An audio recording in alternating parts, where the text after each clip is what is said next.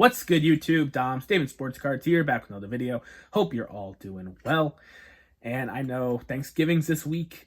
A lot of people, spending a lot of money and prepping for the holiday season, and for a ton of great reasons too.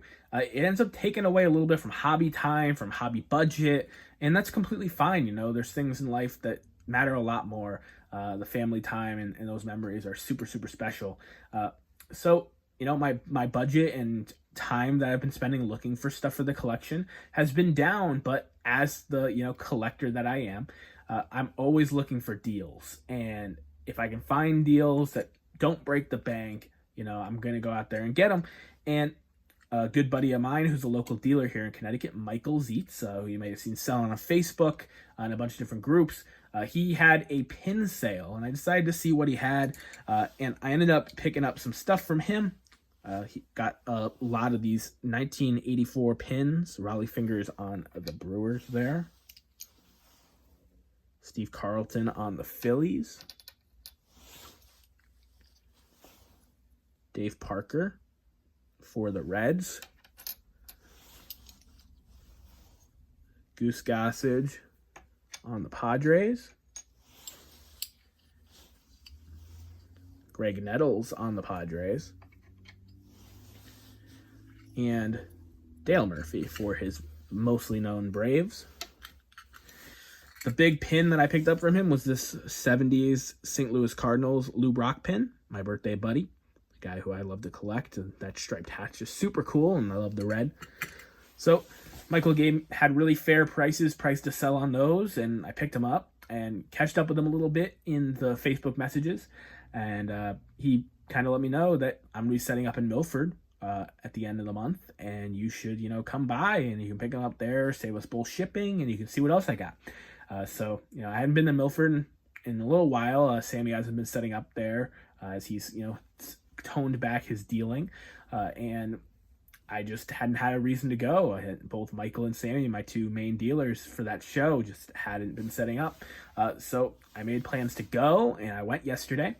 And I had a fantastic time. There was a lot of great conversation going on in the room. And even for a small, 40-table show, there was a lot of great stuff. There was wheeling and dealing happening. There was money being thrown around the room, despite it being the weekend before Thanksgiving and a month out from the holidays and all those things. The hobby is alive and well, even in these small local show environments.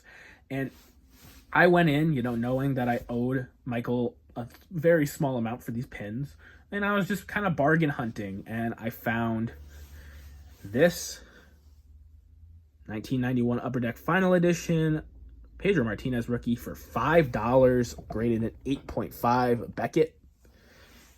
I mean, I know Beckett is in the news recently for negative reasons, but the grading fees alone on that card is a lot more than $5. The card is a $5 card raw, so I felt really good about that price.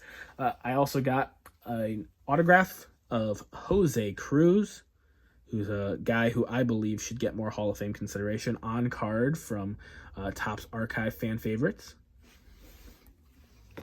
So I was able to pick up both of those. $5 a piece, fun cards, but not breaking the bank by any means. And then I ran into by a community friend in Tom from Milford, who Sammy has kind of made famous and connected with a lot of different people on YouTube. He's a great collector, super generous guy, and he watches a lot of our channels, which is really cool. I don't get recognized very often for my YouTube, but it was still really nice for him to come up to me and introduce himself. And of course, Tom gave more gifts. And Tom, you did not have to do this. I completely appreciate it a lot.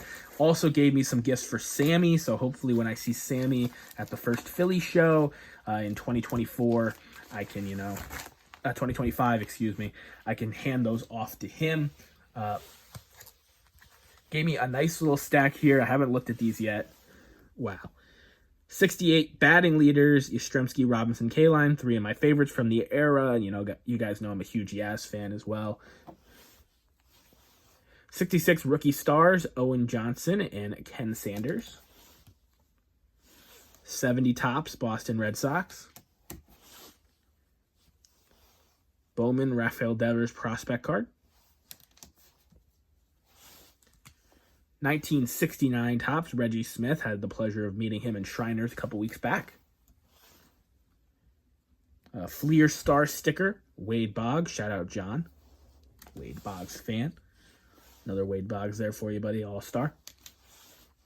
Rafael Devers first Bowman paper. That's cool. I have the chrome, but not the paper.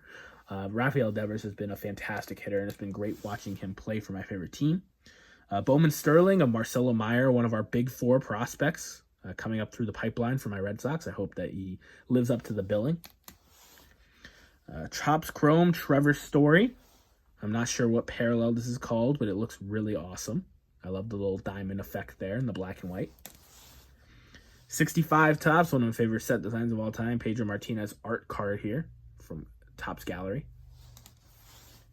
Freddie Lynn on the Angels here. Drake's Cakes.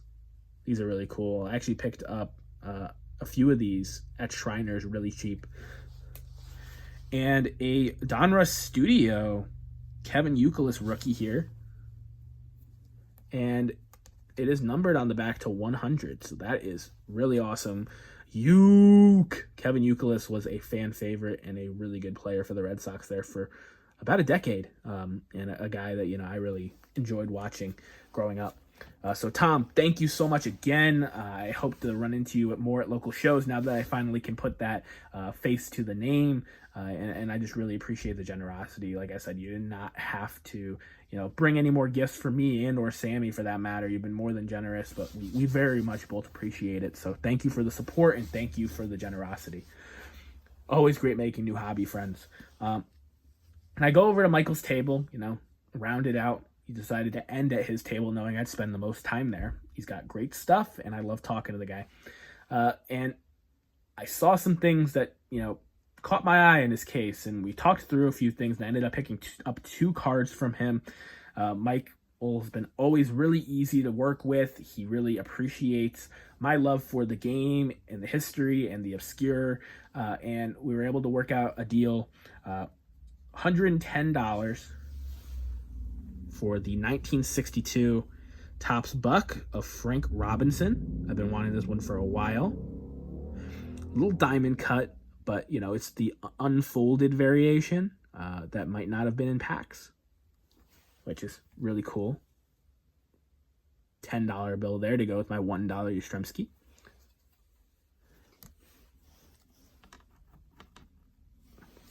And a card that was not on my radar at all as a Frank Robinson collector, that was, I ended up just having no reason not to pick up this beautiful image of the 52 Num Num potato chips, early Wynn. This one is without the tab.